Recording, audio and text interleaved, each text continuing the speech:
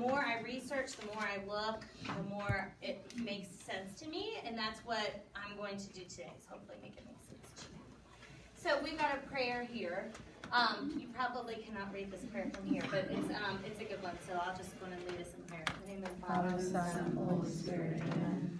Lord Jesus, you who are a master teacher, bless all teachers. Open them to the voice that calls from within, deepening their passion for education. Strengthen them with hope and enable them to see the good they do each day. Give them patience and endurance as they meet daily challenges and setbacks. Grant them with transparent vision in order to see the deeper needs of those they teach. Ignite an ongoing love of learning in their minds and inspire them to strive for open and compassionate hearts. In your sacred name, we pray. No factors influences students' educational experiences and academic achievement more than teachers. Instruction is so important. I think we already know that, but I just want, as we're embarking on this initiative, to really have you be really cognizant.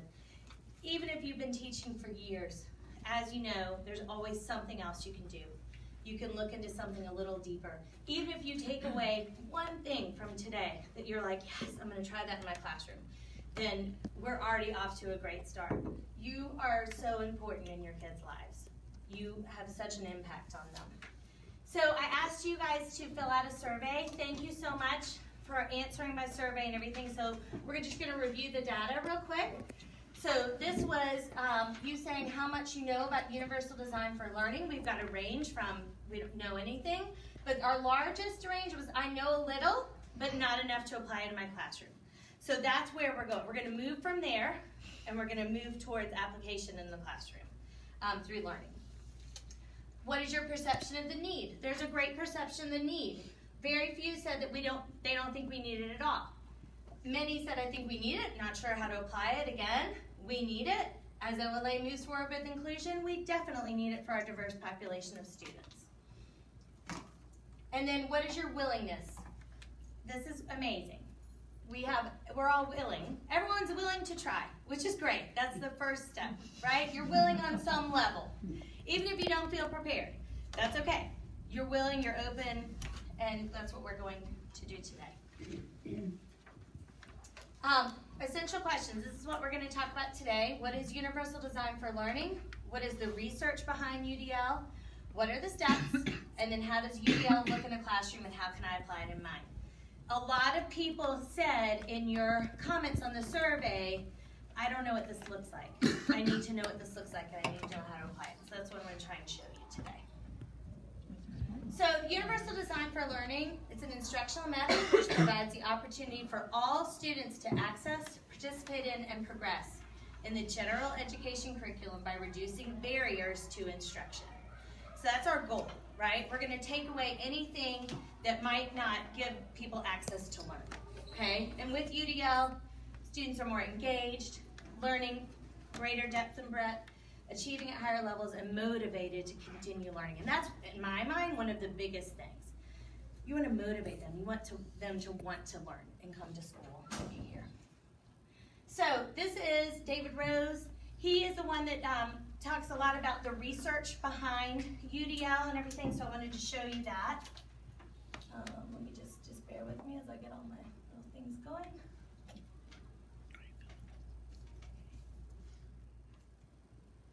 So that kind of gives you the idea of what it is, what the components are, how you can start integrating it into your classroom through these 3 ways.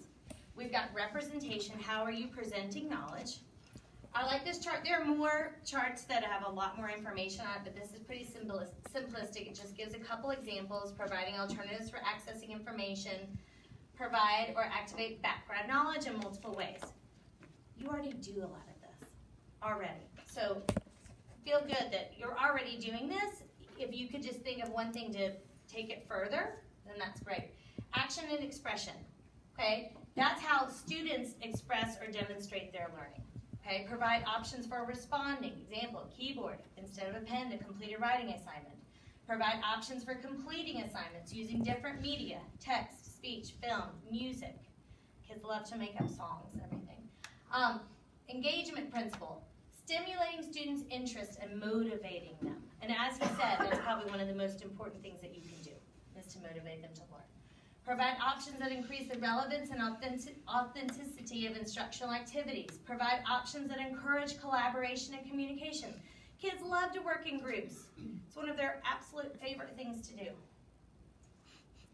So I'll just let you read this quote on your own about diverse students and the variety of needs that they have in the classroom we've talked about.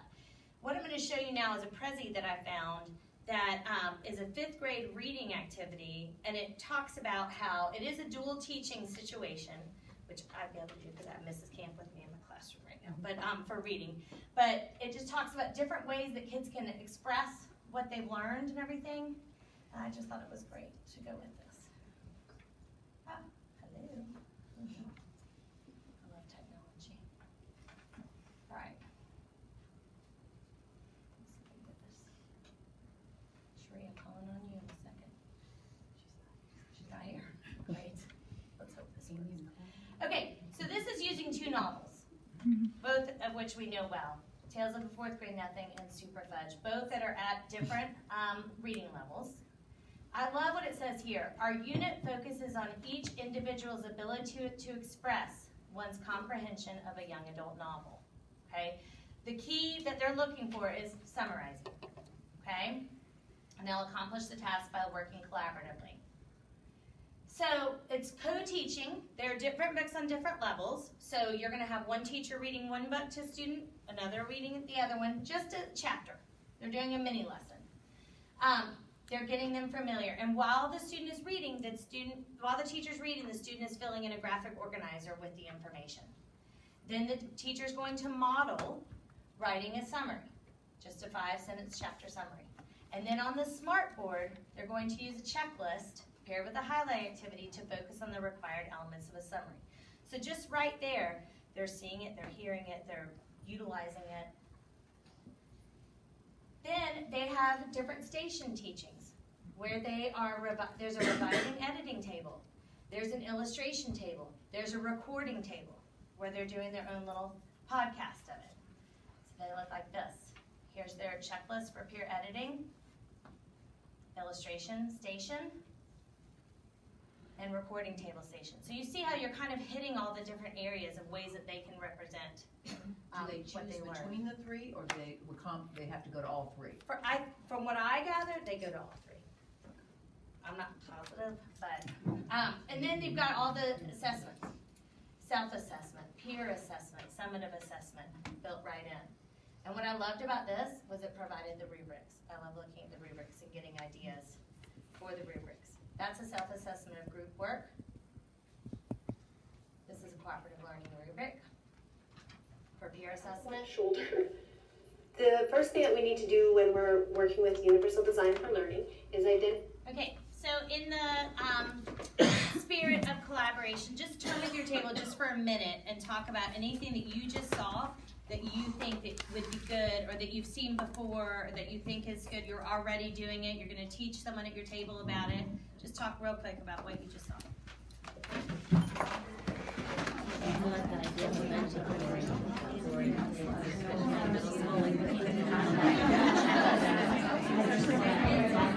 That was I think a lot of our teachers, they had something like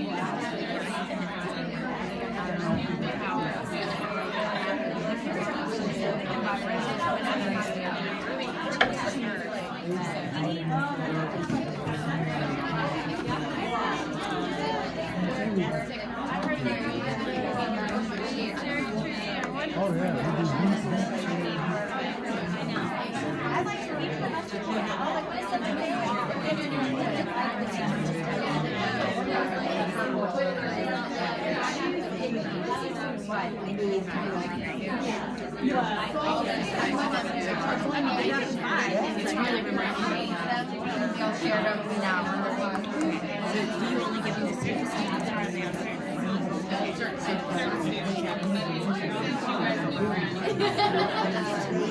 They sit in, so all those are hard, but they have the little seat bar, it's 2 too. We use a lot of those.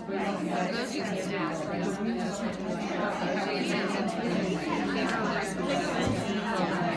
those bands that you use, the resistant bands that work out? They're just like they are. Yeah, so they're very good. You could probably even find